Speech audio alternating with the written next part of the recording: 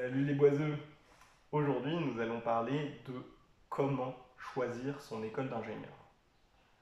Donc, c'est une méthode dont je me suis moi-même servi lors de mon choix d'école d'ingénieur.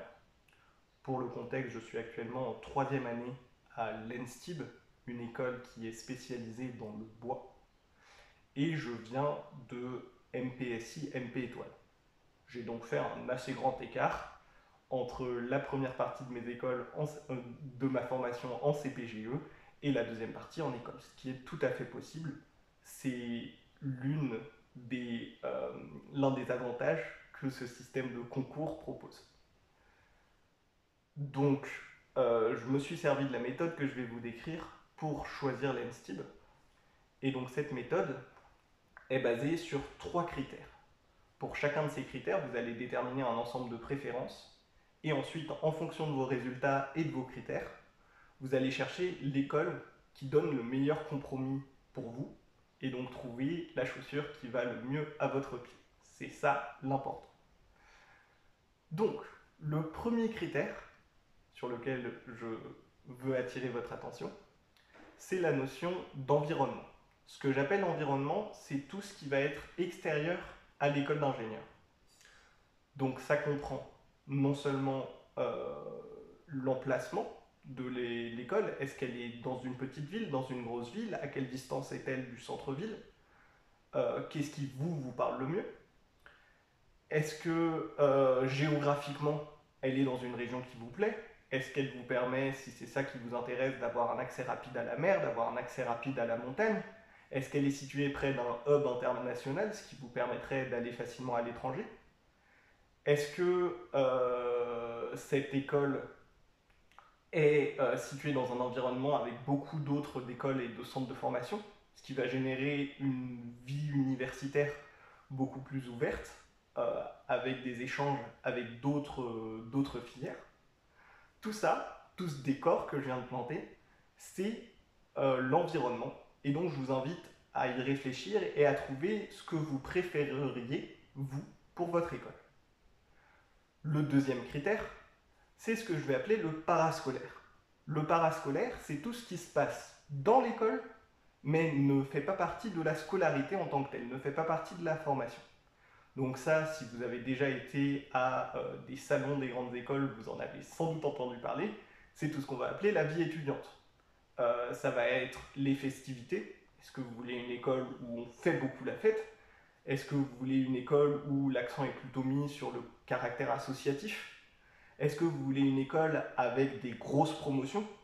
Ou au contraire une école avec des petites promotions où l'ambiance va être plus familiale? Est-ce que vous voulez, vis-à-vis du travail, une école qui soit très élitiste, parce que c'est quelque chose qui vous stimule? Ou au contraire une école qui soit plus relâchée, qui vous laisse le temps de faire vos projets personnels? Euh, Est-ce que, là aussi, critère important, vous voulez une école qui soit très homogène? J'entends par là, vous étiez en PC, vous avez adoré la PC, être avec des PC, c'est ce que vous appréciez. Si c'est le cas pour vous, essayez de trouver une école qui est ouverte essentiellement au PC. Au contraire, si vous, ce qui vous intéresse, c'est de trouver d'autres manières de penser, rencontrer des gens qui sont très différents, dans ce cas-là, il y a différents moyens d'y parvenir. Si vous avez une école qui offre d'autres formations, ça va être une occasion de rencontrer des gens qui ne viennent pas dans le même but et donc qui peuvent avoir une perspective totalement différente. Je pense par exemple à des BTS, à des spécialisations.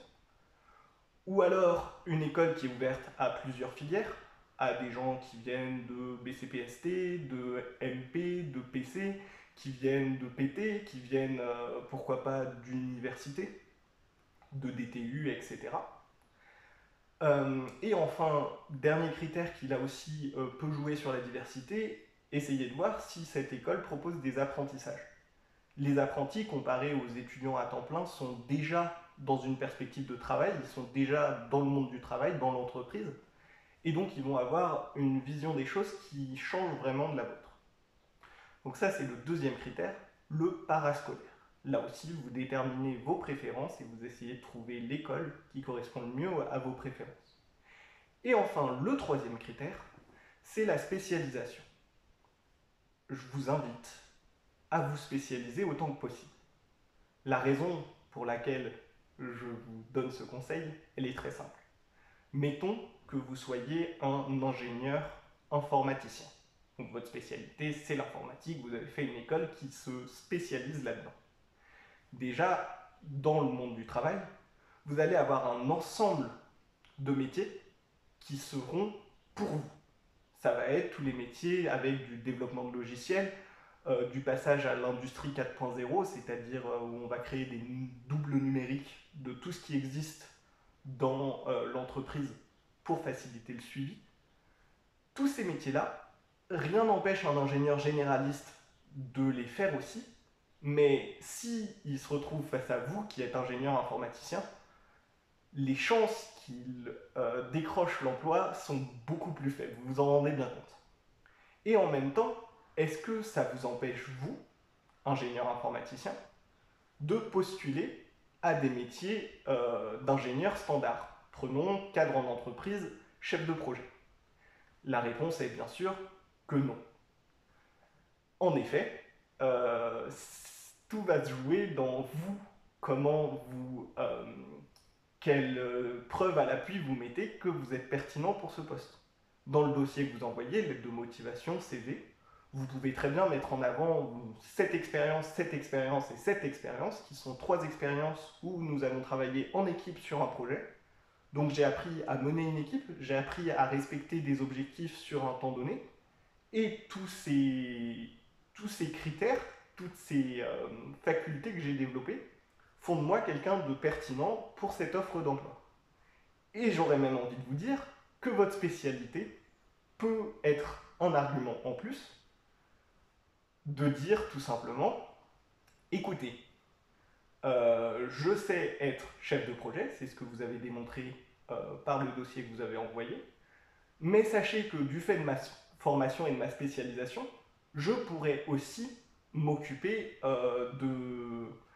de problèmes qui sont propres à cette spécialité. Je saurais assurer l'intendance informatique de l'entreprise. Et ça, vous vous en rendez bien compte, pour l'entreprise, pour votre patron, c'est un critère décisif, c'est vraiment une véritable valeur ajoutée. Après, je vous entends, vous pouvez être inquiet vis-à-vis de cette notion de spécialisation, je l'étais aussi, et vous dire, est-ce que ça risque pas de m'enfermer? À ça, je vous parle d'expérience, la réponse est non. Je suis ingénieur MSTIB, en tout cas en dernière année de formation, et donc on pourrait se dire, tous ceux qui vont là-bas, ils font de la construction bois et c'est tout. C'est faux. J'ai des amis qui travaillent dans le négoce. J'ai des amis qui travaillent dans la chimie, qui cherchent à développer des nouveaux produits dérivés à partir de bois. J'ai des amis qui travaillent avec des équipementiers, des gens qui vont créer des robots pour travailler sur le bois, qui vont faire de l'outillage. Et donc, comme vous le voyez, même si tous ces domaines sont liés au bois, la diversité est énorme. Une deuxième inquiétude que vous pouvez avoir, c'est de vous dire, mais comment je détermine quelle est ma spécialité, quelle est la spécialité qui me parle vraiment? Pour ça, ce que je vous invite à faire, et ce que j'ai fait, c'est de déterminer dans votre métier qu'est-ce qui est le plus important pour vous. Par exemple, vous pouvez préférer travailler en équipe ou au contraire travailler de votre côté, travailler sur un projet seul et présenter ce projet une fois qu'il est terminé. Vous pouvez préférer être très en amont dans le développement d'un projet, travailler sur les prototypes, ou au contraire, ce qui vous intéresse, c'est d'assurer le suivi sur un produit qui est déjà fini, de le développer, de le gérer. Comme vous le voyez, il y a énormément de paramètres, et ça va vraiment dépendre non pas de ce que vous imaginez pour vos études, parce que vous verrez, 3 ans, ça passe extrêmement vite, mais ça va dépendre de vous. Qu'est-ce qui vous parle, qu'est-ce qui vous mène, quelle vision vous avez du métier d'ingénieur? À titre personnel, aussi surprenant que ça puisse paraître, c'est pas le bois qui m'a mené à l'ENSTIB. Même si de fait, j'apprécie énormément ce matériau aujourd'hui. Ce qui a été un critère décisif pour moi, c'était que je ne me voyais pas être un ingénieur déconnecté du réel. Et je me disais, si je suis ingénieur, il faut qu'à un moment ou à un autre, je mette la main à la pâte, j'ai les mains dans le cambouis et je touche du concret. Et en fait, la filière bois, de par sa spécificité propre, est très adaptée à ce mode de réflexion. Là où d'autres filières sont déjà très développées, sont déjà très carrées, avec les ingénieurs travaillent en bureau d'ingénieur, dans la filière bois, on aura plus tendance à saluer l'ingénieur qui fait l'effort de venir à l'atelier, de découvrir ce qui se passe sur place, et c'est aussi une nécessité, parce que les modèles algorithmiques ne sont pas encore tout à fait développés, et il y a toute une partie de connaissances qui vient de l'expérience concrète. Et donc c'est ça qui a été le cœur de ma décision de venir à l'ENSTI. Donc voilà les boiseux. C'était la piste de réflexion que je tenais à vous offrir aujourd'hui. Retenez bien ces 3 critères. Le premier, c'est l'environnement. Le deuxième, c'est le parascolaire. Et le troisième, c'est la spécialisation. Je vous remercie de m'avoir écouté jusque-là. J'espère vous avoir été utile. N'hésitez pas, si ça vous a aidé à prendre une décision ou si vous avez encore des questions à poser, à les mettre dans les commentaires. Et sur ce, les boiseux, à la prochaine.